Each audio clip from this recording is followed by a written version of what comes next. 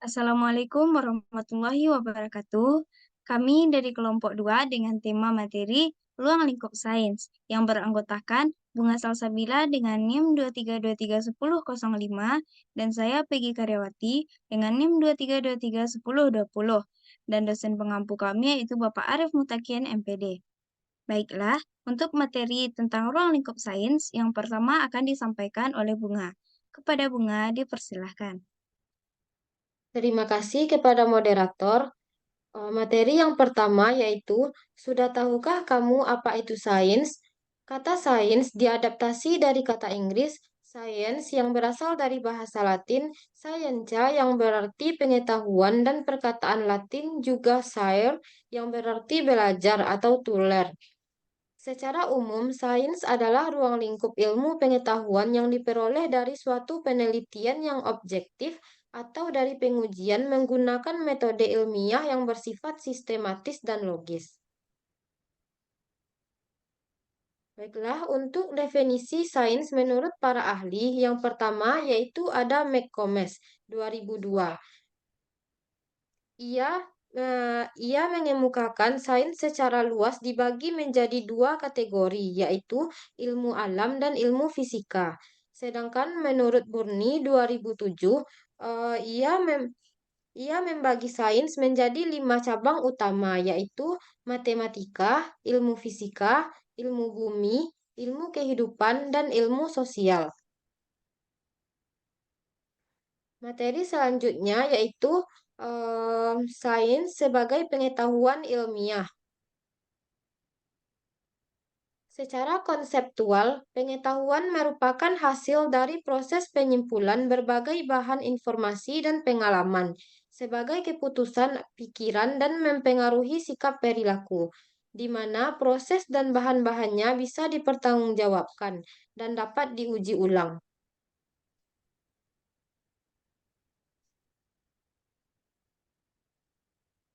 Baiklah, saya kembalikan kepada moderator.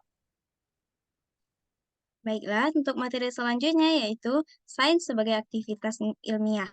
Nah, sains sebagai aktivitas ilmiah ini dapat berwujud sebagai penelaahan atau studi, penyelidikan atau inquiry, usaha menentukan atau attempt to find, pencarian atau search, dan penelitian atau research. Nah, pencarian yang dilakukan berulang-ulang disebut sebagai dengan penelitian.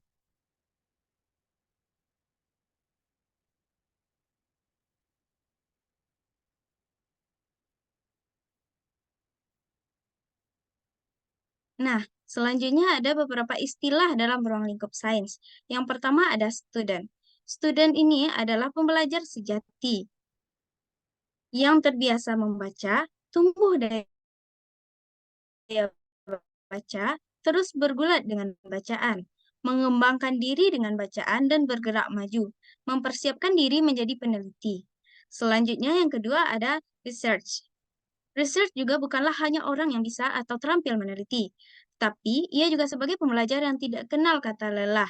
Tetap dengan hasil-hasil penelitiannya yang bermanfaat. Ia terus bergerak mengokohkan dirinya sebagai saintis. Selanjutnya, ilmuwan. Ilmuwan adalah pembelajar dengan jati diri pembelajar dan peneliti sejati, mengungkapkan misteri alam dan sosial untuk kemanfaatan yang seluas-luasnya bagi manusia dan kehidupan di dunia. Saintis ini adalah pengembangan-pengembangan yang dilakukan dalam metode-metode ilmiah dan dalam ruang lingkup sains, sehingga peneliti menjadi ilmuwan. Baiklah, untuk materi selanjutnya yaitu sains sebagai disiplin ilmu. Terdapat beberapa kategori, yaitu ada realitas, yaitu hakikat benarnya terjadi yang berusaha untuk diungkap manusia atau ilmuwan. Selanjutnya yaitu ada fakta dalam bahasa Latin factus. Ialah segala sesuatu yang tertangkap oleh indera manusia yang diyakini oleh banyak orang atau umum sebagai hal yang sebenarnya terjadi. Selanjutnya yaitu ada data, yaitu kumpulan informasi yang diperoleh dari suatu pengalaman dapat berupa angka, lambang, atau sifat.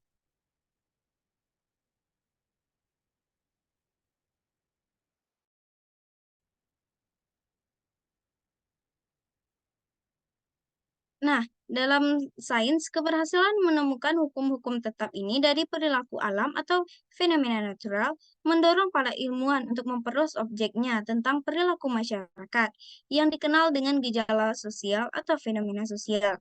Nah, tujuan dari hal ini adalah untuk menemukan hukum-hukum tetap yang terjadi pada perilaku sosial yang disebut dengan hukum sosial. Nah, sejarah mencatat Auguste Comte sebagai bapak sosiologi modern dengan teorinya yaitu positivisme. Comte juga berjasa dalam menerapkan metodologi sains alam untuk membaca fenomena-fenomena sosial.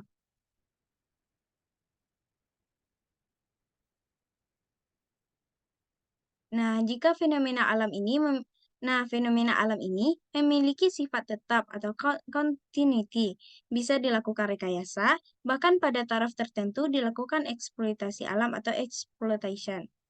Namun, fenomena sosial kebalikannya, yaitu memiliki sifat berubah, kompleks, dan tidak sederhana.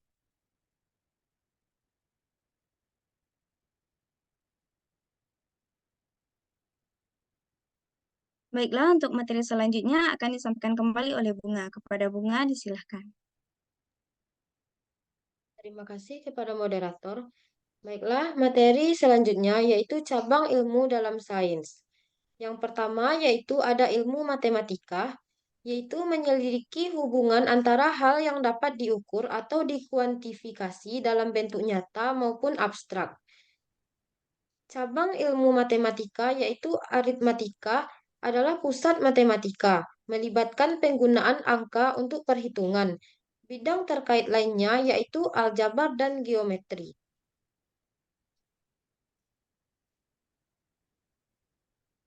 Yang kedua yaitu ada ilmu fisika, yaitu ilmu yang menyelidiki sifat dan perilaku materi dan energi pada rentang ukuran dan skala yang luas.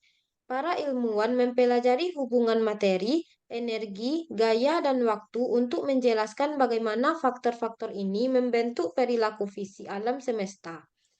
Cabang ilmu fisika yaitu meliputi mekanika makroskopis, termodinamika, planet, dan bintang.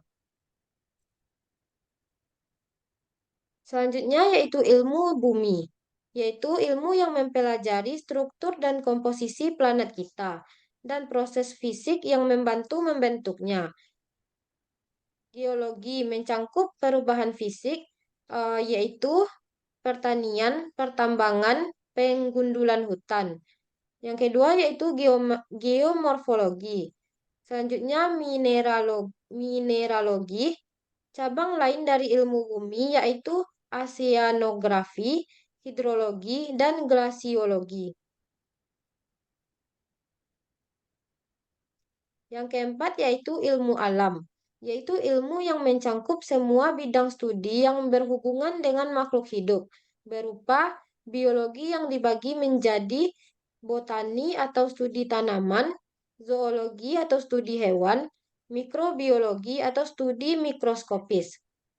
Cabang ilmu biologi yaitu genetika, ilmu eksobiologi, fisiologi, dan anatomi.